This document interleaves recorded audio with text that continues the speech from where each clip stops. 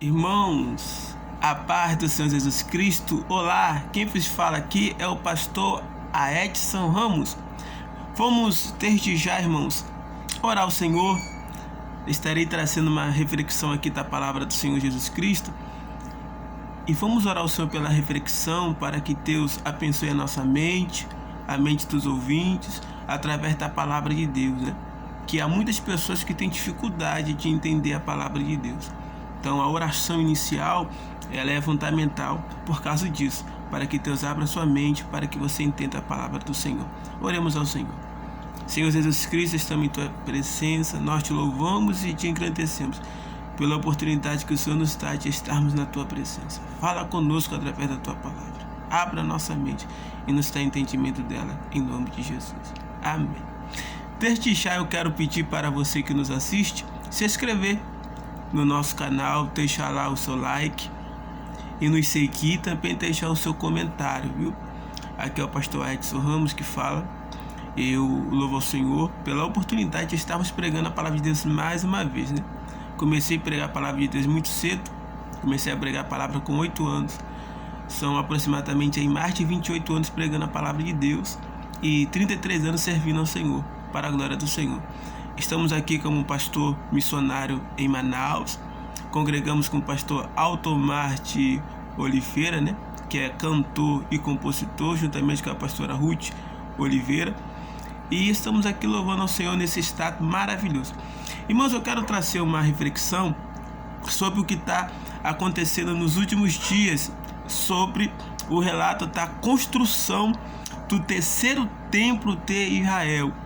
Há boatos aí pela internet, há fotos também divulgadas, e eu quero falar que é fake news, né? Quero falar que é fake news, porque não há um terceiro templo de Israel sendo construído ainda, mas as profecias apontam para isso, né? Se você chegar na nação de Israel hoje e procurar lá a construção do terceiro templo, não haverá.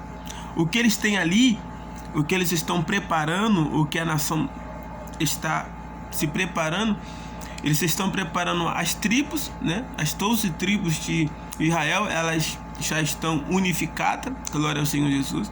Eles estão preparando as roupas, as vestimentas, os utensílios, né? E eles já estão com a maquete pronta, já estão com o projeto pronto para a construção do terceiro templo. Nós sabemos que a construção do terceiro templo de Jerusalém, ali da nação de Israel, só vai ocorrer com a manifestação do anticristo, né? É o que a Bíblia nos relata. O apóstolo Paulo nos aponta isso. João, na visão da ilha de Patmos, nos aponta isso. Então, né? Onde o apóstolo Paulo vai falar em 2 Tessalonicenses, capítulo 2, versículo 8 ao versículo 9 e 10, né? Que o filho da iniquidade, que tem todo o poder de engano e mentira, se manifestará, e o iníquo há de ser revelado. Como ainda não é a construção do terceiro templo, eu gostaria de ministrar uma reflexão sobre a história, né, do primeiro e do segundo templo que foi construído. A história do templo de Israel, ela começa lá no Monte Moriá. Ela começa em Gênesis capítulo 22, versículo 2, quando Abraão, por Deus, é chamado para sacrificar seu filho. Então, em Gênesis capítulo 22, versículo 2, Abraão vai sacrificar o seu filho ao Senhor. E lá em Gênesis capítulo 22, versículo 10, quando Abraão está sacrificando ao Senhor no Monte Moriá, o anjo do Senhor se manifesta e impede Abraão de sacrificar seu filho. Falaram: não faça isso, porque eu sei que você me teme, né? Eu sei que você me ama. Então nós vemos aqui que por essas palavras, quando o anjo diz: eu sei que você me teme e eu sei que tu me ama, nós temos aqui a personificação de Cristo, nós temos a teofania, né? A manifestação de Deus. Então era o próprio Deus falando com Abraão: eu sei que tu me temes, eu sei o quanto que eu sou importante para ti. Então nós vemos ali o próprio Deus impedindo Abraão de sacrificar o seu filho ali no Monte Moriá. E aí há uma manifestação do poder de Deus entrando com uma providência através do cordeiro ali no lugar do sacrifício de Isaac. E de Gênesis capítulo 22 aproximadamente ao primeiro templo construído por Salomão, passou-se aproximadamente 480 anos, o qual Davi quis construir o templo ao Senhor, quis fazer um templo ao Senhor, mas ele foi impedido por Deus e pelo profeta Natã. Por que Davi foi impedido por Deus de construir o templo se ele já tinha tudo arquitetado, né? A madeira de cedro, que era a madeira mais cara, né? O utensílio, o material de construção mais caro era a madeira de cedro, e Davi tinha em abundância, ele tinha tudo pronto, o projeto estava todo pronto para ele ir lá e construir, lá fazer. Tanto que o profeta Natã é consultado por Davi, se eu não me engano, está lá em 2 Crônica 17, se eu não me engano, 2 Crônica, se eu não me engano. E Natã fala para Davi: Davi, vai, faça conforme o teu coração, constrói o templo. E quando Natã está saindo do palácio real de Davi, Deus repreende Natã, Deus fala assim: falta a Davi e diz para ele não construir o templo, porque eu não te dei ordem para tu falar para ele construir. Então, na humildade de Natã, nós vemos a humildade de Davi. Nós vemos a humildade de quem profetiza e a humildade de quem recebe a profecia. Deus repreende primeiro Natã, falta a Davi, e diz que ele não vai construir o templo, porque ele é homem de sangue.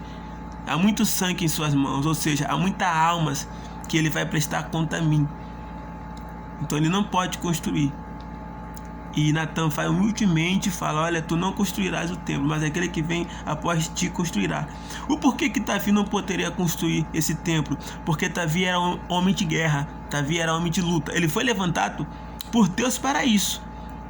Lá na sua terceira unção sobre a nação de Israel, em 2 Samuel 5, quando ele recebe a unção, ele também recebe a profecia, a palavra do Senhor, que Deus havia levantado ele para aquele tempo, para guerra, para guerrear, para trazer paz à nação de Israel. Então Davi, ele foi ungido por Deus para a guerra. Davi era um ótimo guerreiro, um ótimo homem de Deus em guerra. Então Davi foi ungido por Deus para isso, para guerrear. Enquanto que Salomão, ele não foi ungido por Deus para guerrear. Ele foi ungido por Deus para administrar. Então, quando Natã, ele repreende o profeta Davi e diz assim: ó, tu não vai construir, Davi, na humildade, ele entende, ele compreende. E pela direção de Deus, também por influência de Natã e tamanho de Salomão, Salomão toma posse do trono. Salomão tem aproximadamente 20 anos, né? A história vai falar que Salomão começa a reinar com 20 anos. Salomão reinou 40 anos, reinou dos 20 aos 70, né? Anos ali. E Salomão foi um homem considerado pela história um dos homens mais sábios do mundo. Então Salomão, ele é empossado como rei para administrar o reino, a qual Salomão, pela sabedoria de Deus, fez isso muito bem. Ele não precisava guerrear porque o seu pai já tinha guerreado as suas guerras. Eu quero falar aqui um fato que muitos irmãos, eles não têm conhecimento. Quando nós mencionamos os anos bíblicos antes de Cristo, eles são contados de trás para frente. Enquanto nós mencionamos os anos depois de Cristo, eles são contados de frente. E vai indo.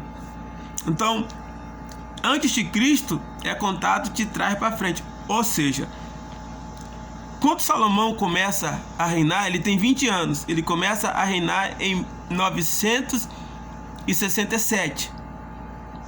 Ele começa a construção do templo em 966. Segundo está escrito lá em... Deixa eu ver aqui na minha anotação. 1 Reis capítulo 6.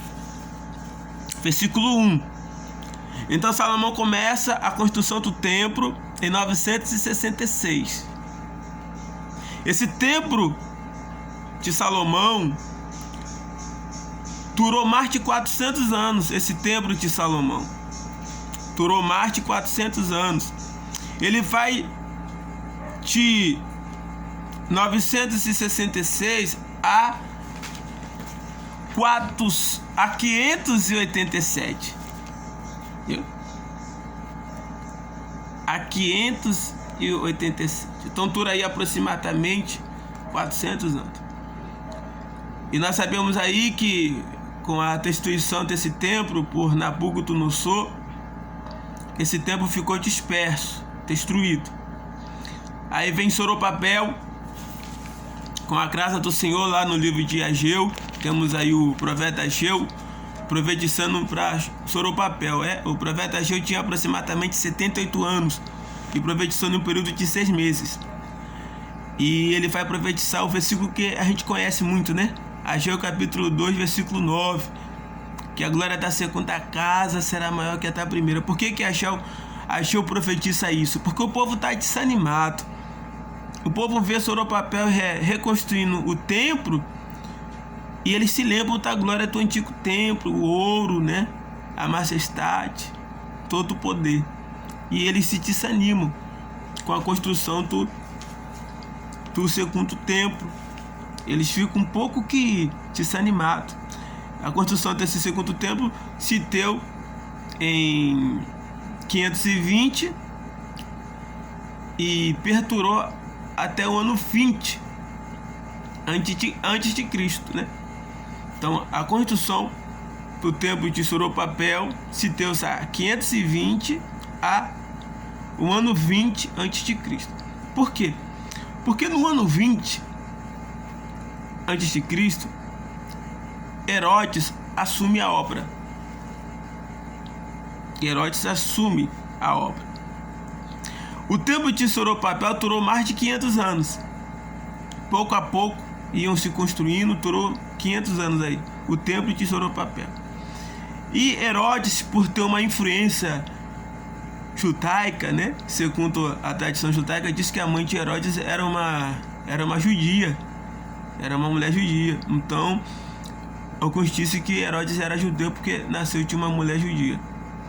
Então, Herodes, pela influência judaica, ele começa a grande construção do templo no ano 20 a.C., que foi a maior obra do Império Romano. O maior monumento do Império Romano foi a construção do templo que Herodes construiu, né? Ele fez uma construção na época extraordinária, né? Ele aterrou ali o lugar, né, do templo, solidificou, levantou e fez uma obra magnífica, né? Fazendo ali em cima do Monte Moriá, aonde Abraão sacrificou a Deus. O ponto onde Abraão sacrificou a Deus, que nós chamamos de pedra angular ou pedra fundamental, era ali que ficava o lugar chamado Santos dos Santos. Ficava em cima da onde Abraão sacrificou a Deus. Era chamado o lugar Santo dos Santos. Era o ponto fundamental do templo. Era em cima do Monte Moriá, no local exato onde Abraão sacrificou a Deus o seu filho Isaac. Lá em João capítulo 2, vai falar que essa construção de Herodes durou por aproximadamente 46 anos. Como eu falei para os irmãos, foi uma obra extraordinária, fenomenal, incrível. João, Evangelho de João, capítulo 2, versículo 20. Disseram, pois, os judeus: em 46 anos foi edificado esse templo, e tu o levantarás em 3 dias? 46 anos ele empregou naquele templo. Esse templo aqui que Herodes construiu, ele durou só 90 anos, viu? durou só 90 anos. Foi destruído na década de 70 depois de Cristo. Jesus Cristo, lá em Mateus capítulo 24, contena esse magnífico templo. E eu acho isso uma história extraordinária. Mateus 24, versículo 1 diz assim: E quando Jesus ia saindo do templo, aproximou-se dele os seus discípulos para lhe mostrarem a estrutura do templo. Jesus, porém, lhe disse: Não vedes tudo isso? Em verdade vos digo que não ficará aqui pedra sobre pedra que não seja derribada. Irmãos, o que me chama a atenção, que se você for estudar na arqueologia e você tiver a oportunidade de ir à nação de Israel, você vai ver fragmentos desse templo lá. Você vai ver que a majestade do templo era tão grande que a história vai falar que quando os romanos foram destruir o templo, eles não tiveram força para destruir, porque era imenso, era uma grande obra. Então o que eles fizeram? Eles destruíram a parte de cima do templo, alguns pilares, jogando pedras de lá de cima. E essas pedras permanecem em Israel até hoje. Essas pedras estão lá. Quando você vai à nação de Israel, ao povo judeu em Jerusalém, lá no Monte Moriá, lá vai estar arqueólogos, historiadores. Você vai ver a cidade bem de ser cercada. E quando você se aproximar do templo, lá perto de Moriá, você vai ver as pedras, uma em cima da outra, derribada, destruída, conforme Jesus Cristo profetizou. Depois de 40 anos que Jesus profetiza, esse fato ocorre. Jesus vai profetizar sobre a destruição do templo aproximadamente no ano 27. No ano 27, Jesus vai profetizar da destruição do templo, e o templo é destruído no ano 40. O templo é destruído no ano 70. 40 anos depois da profecia do Senhor Jesus Cristo. Então, ou seja, aproximadamente 43 anos depois da profecia de Jesus, o templo é destruído. E com a destruição do templo, com o povo de Israel sendo espalhado novamente pelas nações, a nação de Israel voltou a ser nação somente em 1948, em uma foto de um diplomata brasileiro, Francisco Aranha, e a nação de Israel retornou a ser nação. Então, a nação de Israel ficou fora da sua terra por 1226 anos. Nesse período, o povo da Palestina morou nela, se aplicou nela. E no período que eles moraram nela e se aplicaram nela, eles construíram a mesquita de Omar. A mesquita de Omar hoje se localiza em cima da onde Abraão sacrificou Isaac. Então está lá o monte, né? Você vê lá, está lá um monte chamado de pedra fundamental, e você vai ver aquela grande mesquita que tem aquele cobro de ouro. Ali é a mesquita de Omar. Ela foi feita em cima do antigo templo e do antigo lugar chamado Santo dos Santos. Então está ali a mesquita de Omar, que não pode ser destruída, porque quando a nação de Israel passou a ser nação em 1948, eles fizeram um acordo. Israel fez um acordo com a Palestina de que as terras pertenciam a Israel, mas o templo religioso pertencia à Palestina. Então Israel e a Palestina fizeram um acordo de que ambos poderiam visitar a mesquita de Omar para cultuar e adorar o Senhor. Mas na verdade hoje não é isso que existe, né? Só a nação islâmica tem acesso à mesquita de Omar. É proibido visitação de judeus e algumas outras pessoas. E nós sabemos que quando o anticristo se manifestar, ele vai construir o terceiro templo. Ele vai fazer algo extraordinário, vai trazer paz entre a Palestina e Jerusalém. E quando houver essa paz entre a Palestina e Jerusalém, a igreja não vai estar mais aqui. Nós estaremos nos ares com Cristo Jesus.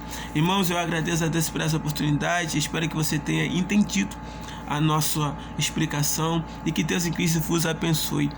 Deixe lá um clique no nosso canal, no nosso link, nos ajude a divulgar a palavra de Deus e que essa palavra possa alcançar milhares e milhares de pessoas, para que haja um esclarecimento cada vez mais da palavra do Senhor. Nós somos um povo simples, mas dentro de nós temos todo o poder. Que Deus em Cristo te abençoe, em nome de Jesus Cristo. Pastor Edson Ramos. Amém.